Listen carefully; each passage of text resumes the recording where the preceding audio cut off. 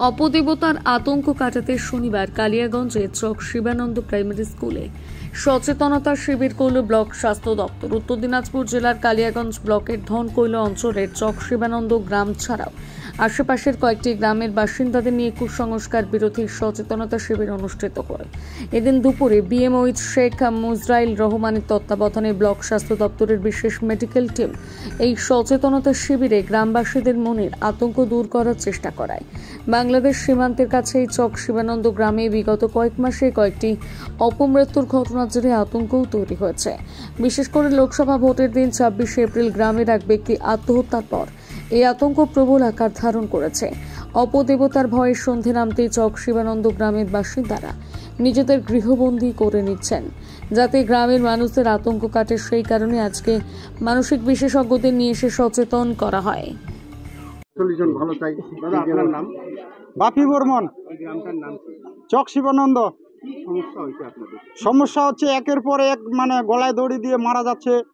এটা কিসের জন্য মারা যাচ্ছে আর আমরা এর ভয়ে আমরা আর বাড়ি থেকে বাড়াতে পারতেছি না।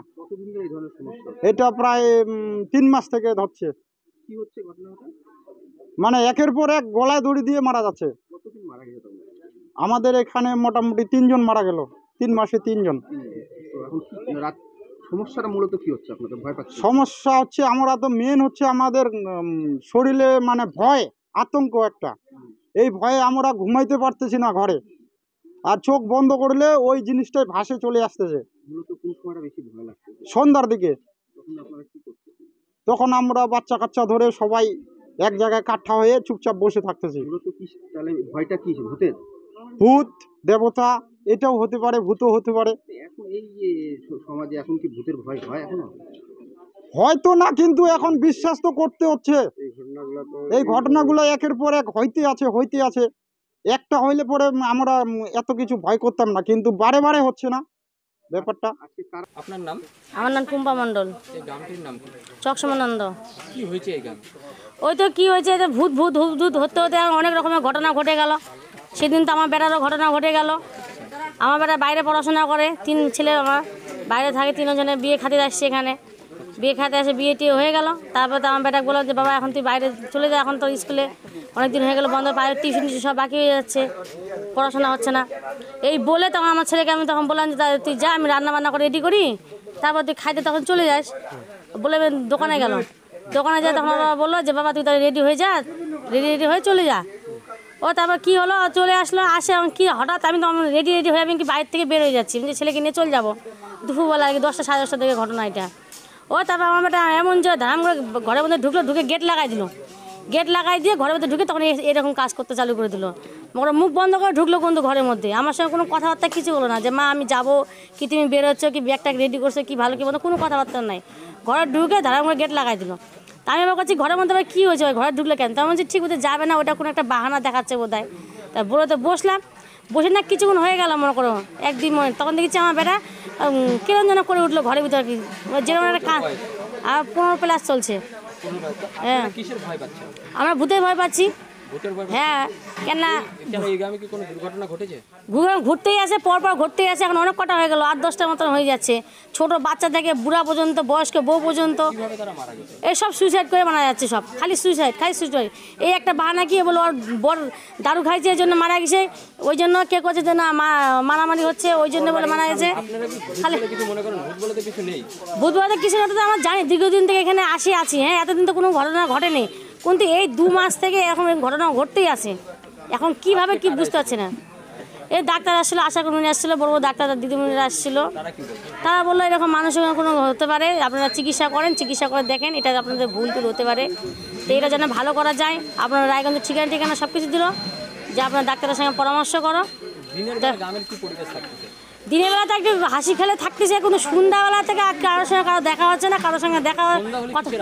ওই তো ভূতের আতঙ্ক, কেউ যদি কথা বলে মনে হচ্ছে যে তারা চলে আসলো নাকি, এরকম মনে হচ্ছে। আর কেউ একা থাকতে পারতেছি না, রান্নাঘরে রান্না করতে গেলে শাশুড়ি লাগতেছে না, যাও লাগতেছে না, ছেলে পেলে লাগতেছে। আপনার ছেলে এখন কেমন আছে? আমার ছেলে এখন বর্তমান তো একটু ভালোই আছে। এখন কোথায় আছে? এখানে আছে।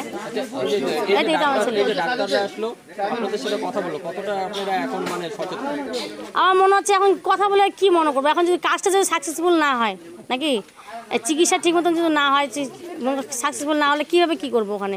কিছু তো করার নাই, আগে বাচ্চাটাকে দেখতে হবে, তারপরে তো আমাদের সব কিছু হবে। স্যার আপনার নাম আমি ডক্টর মলয় যাদব, আমি ডেপুটি চেয়ারম্যান। কোন গ্রামে এসেছিলেন, কি কারণে এসেছিলেন? এটা চক শিবানন্দপুর। এই গ্রামে আমরা একটা খবর পেয়েছিলাম যে এখানে গত 2 মাসে বেশ কিছু সুইসাইড কেস ঘটেছে।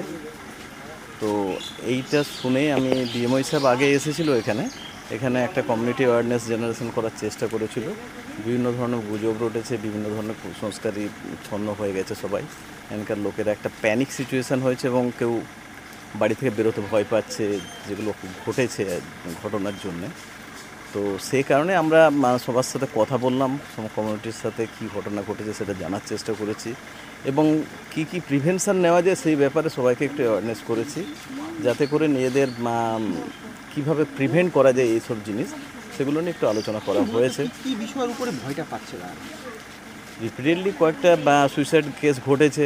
ন্যাচারালি এখানকার যারা রেসিডেন্ট তাদের মধ্যে একটা আতঙ্ক ছড়িয়েছে যে এটা কিছু একটা ঘটছে, যে ঘটনার জন্যে এগুলো অতিপ্রাকৃত কিছু ঘটনা ঘটছে বলে ওদের ধারণা। তো সেটা এনিওয়ে যেটা একটা অতিপ্রাকৃত ঘটনা কিছু একটা ঘটছে। তো দেখুন, বাস্তব তো নয়, কিন্তু ব্যাপারটা হচ্ছে মানুষের যা বিলিফ সেগুলো থেকে বের করতে গেলে তাদের সাথে একটু কথা বলতে হবে, তাদের অ্যাওয়ারনেস জেনারেশন করতে হবে, কোত্থেকে কী হয়, সুইসাইড কী জিনিস, কীভাবে হয়, সেগুলো নিয়ে আমাদের সাইকিয়াট্রিস্ট আছেন, ওনারা ওদের সাথে বিস্তৃতভাবে আলোচনা করেছেন, বলেছেন, বুঝিয়েছেন এবং আমাদের বিএমও সাহেব আগে এসে বুঝিয়েছেন। আমাদের যারা হেলথের স্টাফ আছে এখানে, যারা আশাকর্মী, এখানকার এএনএম, এখানকার সিএইচও, ওনারাও শুধু সবাইকে বুঝিয়ে বলেছিলেন বা আমরা এখানে কী কী প্রিভেন্টিভ মেজার্স নেওয়া উচিত সেগুলো নিয়ে একটা বিস্তৃতভাবে আলোচনা বলেছি। ওনারা সবার সাথে বসবেন, কথা বলবেন, বিভিন্ন ধরনের যা কিছু হেলথ টক যেটা সায়েন্টিফিক সেগুলোই ওনাদের সাথে আলোচনা করবেন, বলবেন। না, এটা মেডিকেল টিম নয়। এখানে দেখুন, মেডিকেল টিম জিনিসটা অন্য কারণে দেওয়া হয়, যখন এপিডেমিক হয়েছে বা কোনো একটা আউটব্রেক হয়েছে, সেসব ক্ষেত্রে একটা মেডিকেল টিম দিয়ে। এটা তো মানসিক একটা সমস্যা হচ্ছে, তো সেই সমস্যাটা অন্য জিনিস, সেটাতে মেডিকেল টিম ডাইরেক্টলি গিয়ে কিছু করতে পারবে না। আমরা মানুষের মধ্যে অ্যাওয়ারনেস জেনারেশন করার জন্য আমাদের যেখানে যারা বাড়িতে গিয়ে ওনারা প্রত্যেককে কাউন্সেলিং করবেন, বোঝাবেন, এগুলো থেকে বেরিয়ে আসতে হবে।